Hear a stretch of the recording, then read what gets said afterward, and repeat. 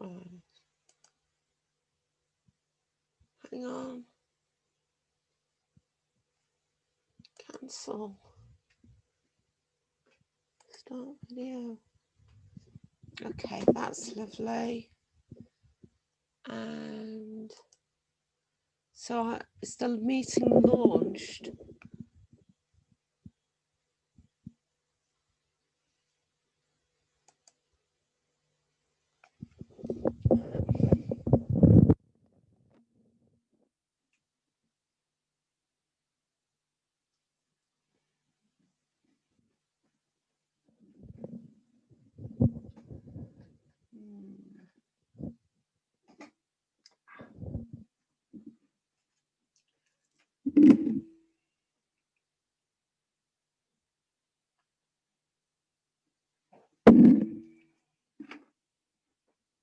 Right, hoping that Umar will join us soon.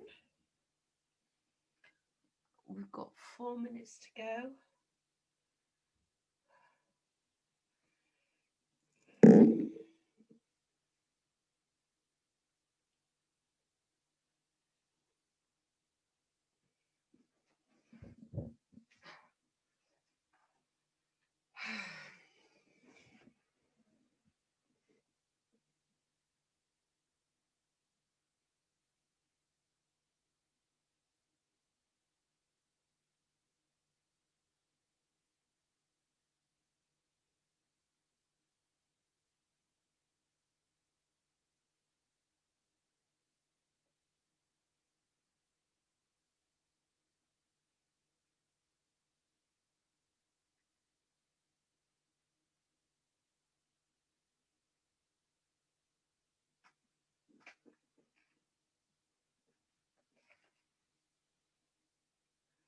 Mouse, mouse, mouse. Mousey, mousey, mousey.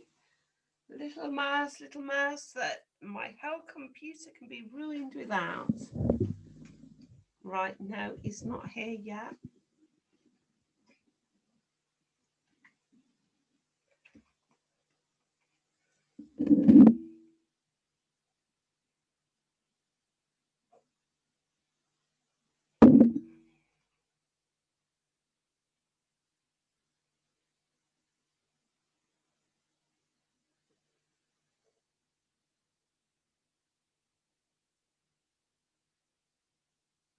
Right, I'm just reading letters of, oh, yeah, I forgot about this. I'm going to have to hold this because the microphone on my camera isn't working properly.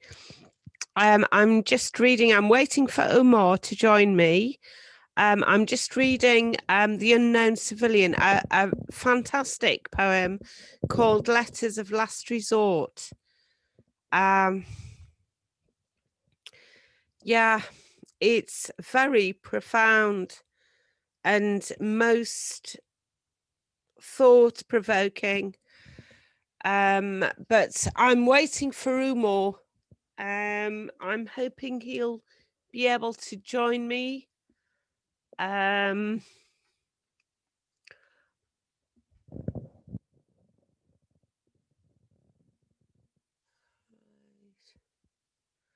This is the right meeting, isn't it? I don't know whether this is the right meeting.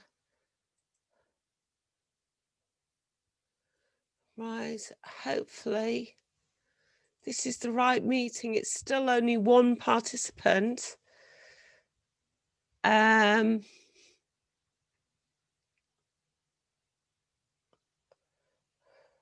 Don't say I'm having problems again. Oh, Umar, oh yes, is he? Oh no, that's an alert from Facebook. Yeah, I'm hoping that Umar will join me. I'm hoping there isn't some sort of cross wires. This was definitely the meeting I scheduled.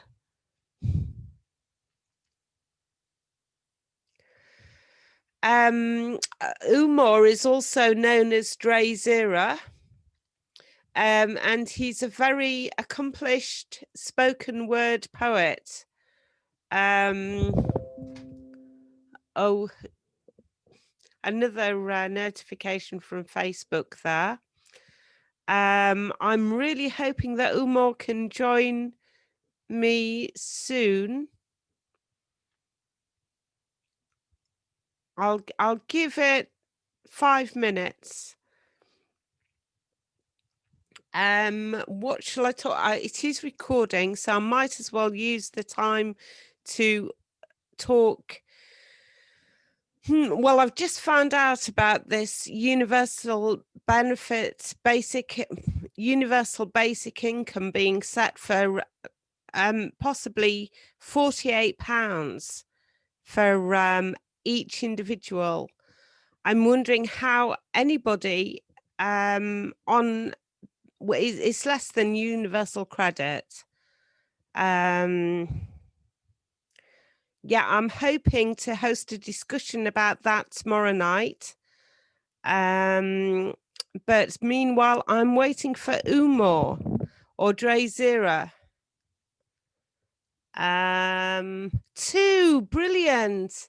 Is he here? Right, he is. How do I admit? Brilliant. Hopefully. Wonderful.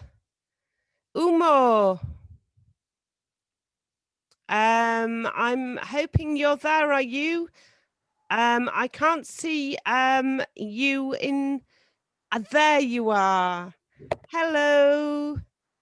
Good evening. Hello there, Umor. How are you this evening?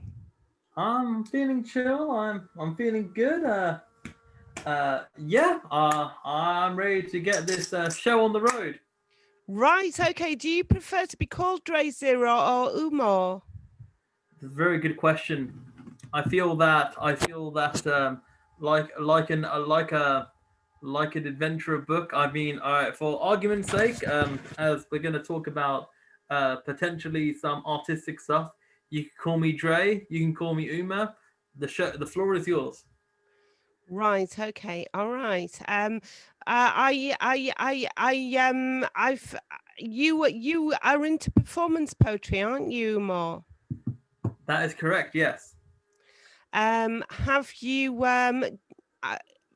got any links that you could provide us with, or anything that you could read or recite tonight? Wow. I mean, came unexpected, but I am ready to deliver on all them fronts. Yeah. I can do. I can do one. I can do one. Yeah. I can absolutely do one right there. Absolutely. So yeah, I'm about to do one. But yeah, yes. What I'll do is a very simple right here. What I will do is I will post a magical link that will link us to the whole of the the um, the whole Drayzera verse. You're free to put it in description. But yeah, ta-da! You can put that there. Right, okay, thank you. I will I'll just write that down if I can find a pen, which isn't easy actually. There it is. Right. So sorry, I need my glasses to be able to see the chat. I look terribly disorganized, Umor. But we shall see if I can see it. The chat is right. Okay, let me write it down. So whereabouts are you at the moment, Umor?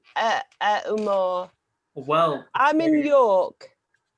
I see York. I've been to York. I have been to York at least twice. I feel it's a good place. The York Minster's cool. Yeah, I was there. I was there. One of the times I went there is for Say Out Poetry Slam, run by Henry Raby. Yep, I know that place. But yes, to answer your question, I live in a town in Suffolk called Bury St Edmunds. That's where I live. Right, I have heard of that. Yes, yeah, right. And how are things there at the moment? Have you got facilities like a supermarket nearby and a shop maybe? Without revealing too much of where I live, if I open my window, there's a massive supermarket outside my window, so I'm relaxed about that. Right. Okay, that's wonderful. I myself do have a local shop as well as not too far away a big supermarket. So that is wonderful. I'm pleased that there are still provisions coming in. That's wonderful. And you say what would you like to talk about what you were studying at university? So I turned out to be university dropout. However, I studied computer science. Right. And were you in the process of developing software, or what kind of software were you interested in? So the interesting thing is that there's one software that I sometimes use. I don't use it much anymore, but I learned this software that is acronym GIMP, which pronounced GIMP. It doesn't actually literally mean the word GIMP, but it stands for Graphic Interchange Manipulation Program, and it's basically a free version of Photoshop. So basically, photo Yes, manipulation kind of thing. I have used it before in the past myself, and it is very good. Yeah, I've been interested in that. Yeah. So it's still around, is it, at the moment? It is still around, but I've recently upgraded to Photoshop because I feel that I wanted to upgrade myself in my life, much like my hairstyle was far better. It's far better now than it was many years ago when I was in uni. So yeah, in life you gotta progress, and I progressed my software. Right, okay. So are you interested in like is there space to become a freelance person who can help with computer problems, do you think, in the future? Well, the thing is that I actually have recently started in the last few months during lockdown. Number one, a graphics and media business on in as an extension to what I usually do in my spoken word world. I do logos. I design websites. I can do video editing and filmography. Now, the video editing and filmography kind of stuff, that's the kind of stuff that I'm much more used to, but I've really learned more how to also do website design and website design logos and all that kind of stuff, because you want to keep pushing forward in life, and I want to try my best to learn new skills. Well, I hope that those skills will be relevant. And, I know that it's difficult for performance artists at the moment without having many venues to perform at. And, I'm hoping that people will still see those kind of skills and our kind of skills as relevant. Um, Mm. so, right. I've just been today. I've just been in a run-in with a psychiatrist. Okay. And I've been told that, well, there's a particular type of drug called amisulpride that I think in small doses, very small doses, can help people, just give them a lift if they're spiraling into a downturn mentally. But I was told that by the psychiatrist that she wishes to keep that for the professionals, that knowledge, for the psychiatrists and GPs. But I think it may be of interest for the public to know what to ask for Mm. if they are spiraling into either depression or slight slightly slightly challenging rabbit hole, you know, So my question, mentally. so my question to you on that is, have you yourself have what was your as I fully agree with what you're saying, but what I asked you is what is your understanding of it specifically? Because I'm assuming, what have you based what you said on the goodwill of the psychiatrist, or have you also made up your own mind? Because this is very new information to me. So tell me what made you reach that conclusion of which this specific drug could help people. Because I don't know, has it gone through clinical trials? I have no idea. Yes, it has gone through clinical trials, and it is like it. I do find I have in the past found it the only drug that is useful in very small amounts to take on occasion if you're feeling as though you need some sort of confidence boost. It's not just a confidence booster. It's if things are seeming surreal, if you're feeling down, if you're feeling as though the whole world is against you, then a tiny bit of this drug can help. One psychiatrist suggested that it may throw you into another dimension, actually, where what happens in your mind may be, I mean, what happens in someone's mind, as far as they're concerned, is the whole of the world. Sounds quite psychedelic, I have to say.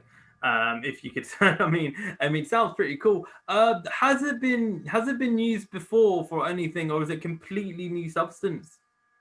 It's not a completely new substance. No, it's an antipsychotic and antidepressive, and it's called amisulpride. There was one called sulpride, which was made in India, I think. But that had really sedative effects. And the amisulpride was a new development a new development, which helps. Actually, it really does help. I think in very, like, only about 50. I don't know whether it's 50 micrograms or 50 milligrams that you would need, or that one would need. It's just a quarter of a 200 conventional tablet, or half 100 tablet. But just so that people know what to ask for if they are spiraling downwards, and or feel as though the world is surreal, and if they're feeling paranoid somewhat, then that can help. I'm just, I do want people to know that, because I don't think it should just be kept for the professionals to know, but the professionals can be in charge of the distribution of it. But if people know what to ask for, then I think that may be, it may help. Is it available? Is it available on prescription or over the counter? Not over the counter, by prescription. I see, I see. Because I think to myself, well, it's good that it's on prescription, because at the very least it won't be far too costly. I hope it's not going to be a sneaky kind of high charge item, which some of these, unfortunately, there are unfortunately medicine companies that I don't know, it's to do with the government or whatever, they sometimes overcharge items that are of need. I don't know. Well, I don't understand that, because I was once on a psychiatric drug that affected my thyroid dreadfully, and had to go on to a substance called levothyroxine because of the adverse effects of the drug. And there is one thing that you can tick on a prescription, which it is where it's life essential to life to have that drug. And then apparently levothyroxine falls into those categories, although I don't need it anymore. But it would be surely for other people that other drugs would fall into that category as well. On you know, you can, if you, it used to be, I don't know whether it's true anymore or what will be true in the future, but that if you did need a life-saving drug, you were able to be issued with a certificate, and then you could tick on your prescription and get it free because it is essential to life, your continuation of life. So this is so. Tell me then, Sarah. Has this kind of thing, life-saving drugs or drugs to really support people, has that kind of work with that kind of stuff? Have you been working very hard in campaigning and spreading the word, or is this something that you've only recently in the last few years, has that been something that has come to light for you? No, it's something in the last few years, because I know that with this amisulpride drug, you know, the provision of the drug, what did happen years and years ago, is that a drug that I was finding relatively useful, not as useful as amisulpride, but relatively useful, the manufacturing company closed down. It was a good drug, but the company, the manufacturers of the drug, couldn't afford to keep their machines and workers and so on going. So the manufacturers closed down, and then the company obviously had to take the drug off the market because the manufacturers had closed down. So I am also, having found this amisulpride so useful, wanting it to, like, afraid that the recipe might vanish, or that it might somehow be compromised or changed, or you know, because of I don't know what specific ingredients are needed in drugs and certain foodstuffs. Certain chemical foodstuffs like Horlicks, for example. I don't know what the ingredients are that people would need in the future and use. That is a very very insightful point there. I feel the question is that why do people want to hide information to, you know, professionals? I mean, it feels unfortunately it feels either like a cash grab or a kind of a hush hush kind of thing, and I think that's very unfortunate, Sarah. I mean, I think we should definitely have a more open society where everyone has access to the knowledge, not only the knowledge, but, you know, items that could potentially improve their life. Well, when I was waiting for the psychiatrist today at Huntington House, they were playing a rap song. No, not a rap song. It was a what's that? A reggae song. Reggae. And they were playing a reggae song called 100 Miles Without Water or something, or A Mile Without Water. And it was about refugees walking for miles and like no water and things like that. And it was actually very interesting that they should have been playing it. And that is something that, yeah, absolutely, and yeah, I think more people should definitely hear that. But yeah, then tell me then, Sarah, what else makes you feel passionate? I mean, I'm assuming by the amount of mutual friends we have in social that you do writing of some kind. Is that correct? Yes, I do, Umar, but I don't want to concentrate on me. Okay, sorry. I'm the guest. My bad. Yes, you're right. Fine. No, I'm sorry. I did. It was a mutual discussion. It is a mutual discussion. But can you tell me some more about you? Me? Oh, okay, you sure? So, Yeah, it's mad. I mean, so I've reached the third decade of human existence. My birthday, on my 30th birthday, was an exact day when Boris Johnson said to the country, "No, don't go out. We're going to enter lockdown." No. So yes, lockdown happened on the same exact day of my birthday, meaning that I couldn't go to Ireland and Portugal for my birthday trips by myself. But in any case, it's fine. It's fine. It's all good. Yeah, it was done for the safety people, but yeah, yeah, for me, yeah, I started writing at a very young age. From I was 7, I started writing short stories based on the popular cartoon series Tom and Jerry. Right. Yeah, and then it slowly amalgamated into me writing slightly longer stories on A4 paper. I always remembered that I always stapled onto these little, like, on A4s. Like, always wanted to get a stapler, staple the paper, to turn it into like a mini booklet of like my mini short stories. And then it slowly amalgamated in my teenage years into writing song lyrics, and I started writing poetry, but I never took it to a stage level at that time.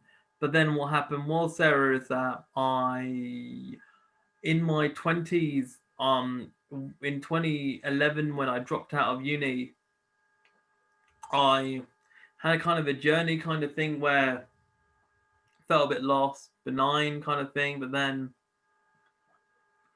in 2013, I went to this place called Art Heads, which was a kind of like, it was a mixture of a recovery charity slash mental health charity that I went to, that really got the ball rolling in my creative side. We did paintings, we did, drawings, we did like poetry exercises, writing exercises, and really got the jitters going. And a few years after that, in 2016, I was at an open mic in my local town where somebody saw me there, and they said, "Oh, you should go on stage," because that person saw me a couple of years back. I did a one-off comedy gig in my local town.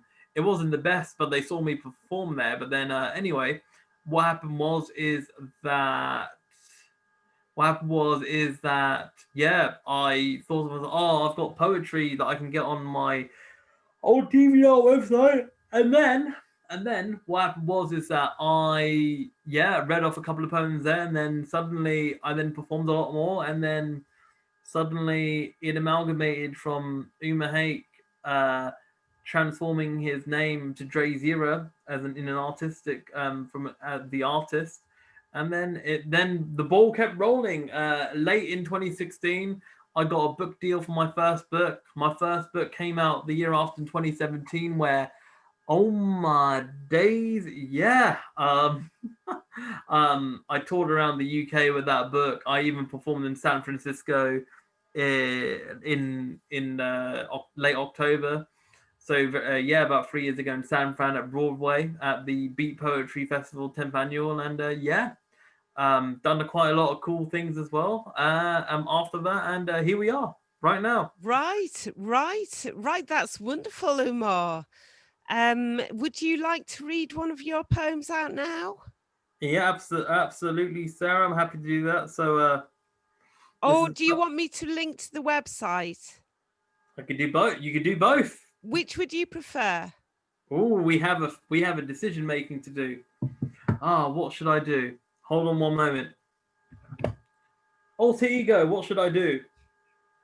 Yeah, link. We could do that. All right then. But like I had trouble at university as well. I was overthinking what I was doing and not able to. I had sort of writer's block with it, and afraid of marring a piece of paper by putting my thoughts on it and things. Although I'm concerned about climate change and resources and stuff. I do think it's important that children should be able to draw pictures on bits of paper. And you say that you started by writing on pamphlets, and and I think that creativity is important. And but I dropped out and then was accepted back into university to take my exams. I was given leave of absence, and then Wow. I extended leave of absence, and I was allowed to do that. And in the end, I was awarded a first-class degree. Because you know, I had been getting first-class marks all the way through, and my exams, you know, were still awarded a first-class degree, even though I hadn't managed to complete them in the time frame that most of my colleagues did, or friends. So you know, I don't know whether that is would be useful for people attending university now, whether universities would consent, perhaps while this lockdown's on, to try and establish with people possible leave of absence. Well, you know, this whole this university situation in certain unis where uni dorms, they're being locked up, they can't leave their dorms. I find that very sad in these times, even though we are literally in lockdown in the UK. I just feel that unfortunately it's very worrying for these students these days, not just because when we were both in uni, in my case, my tuition fees were a fraction of what it is compared these days. I mean, in unis in the UK, you have to pay £9,000 a year, and a degree on average is what, 3 years? So 9 times 3, that is what? That is about 2.7k, roughly around the £3,000 mark to get a degree, and that is a lot of money. But it's not only that, in the trapped conditions, it's the catering and things like that. Some universities, they still have catering, and you don't have even the ability to cook your own meals, do you? You know, in some of them. Absolutely. Just remarkable. It's just remarkable. Yeah. I have to say it is mad. So do you feel that the thing is with lockdown, when lockdown no longer becomes a thing and we finally, you know, start eventually have crowds back again, how do you think the world will be different? How will the world change in your opinion?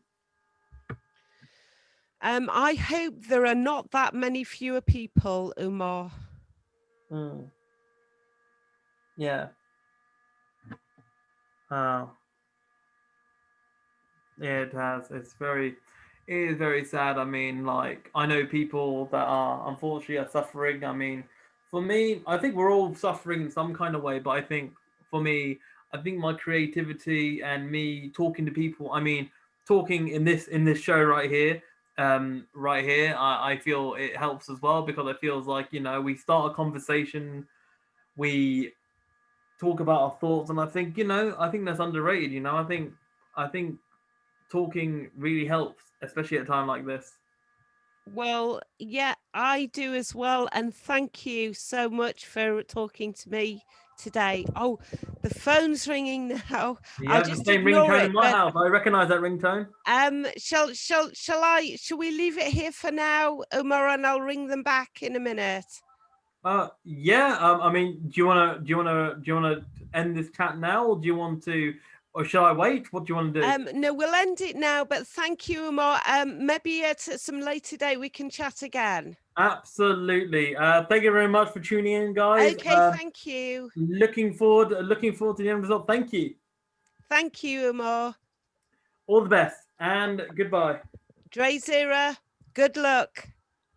Much love and pasta. Thank you.